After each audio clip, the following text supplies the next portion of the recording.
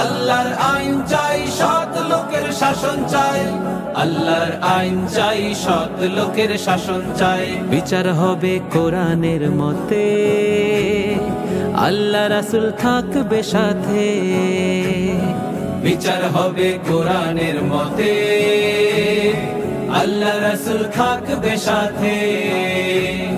মসজিদের ইমাম সবে বিচার কাজের নেতা হবে,